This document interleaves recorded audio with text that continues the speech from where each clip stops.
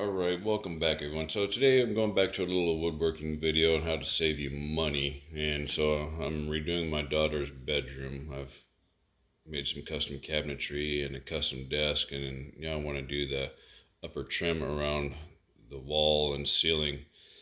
And that shit is expensive if you go and price it out. And it can range anywhere from roughly $1.98 a linear foot to $5 and up depending on what you get. And let's just say this is $2 per linear foot, and we got 2, 4, 6, 8, right? So that's $16 per board, and that's going to add up, and you times that 18 times. And the reason why I say that 18 times is because this was one 2x10x8 I just simply ripped on my table saw.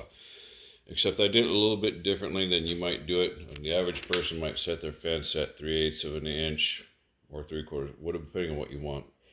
3/8 of an inch from the blade. I set a sacrificial fence 3/8 of an inch from the blade, and then I moved the guide fence appropriately. So this side here was always 3/8 of an inch.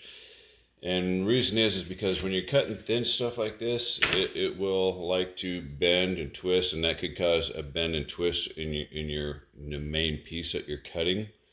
So you let this little stuff do all the bending and twisting as it's passing through the table saw. It's a little bit more difficult because you have to constantly readjust the fence, but as long as you gently push it up against the fence that you got clamped down on your table saw, you can just push it on through, it's no problem. But this board here is roughly $10 and some change. This piece here is a factory edge. It may or may not get you. I got more than enough. I promise you I got more than enough. The knots don't bother me at all. And then I'll just fill, if I need to fill these in, if I absolutely have to use these, I'll just fill them in with Bondo and stain them black. And then you end up with a little tiny thin trim piece.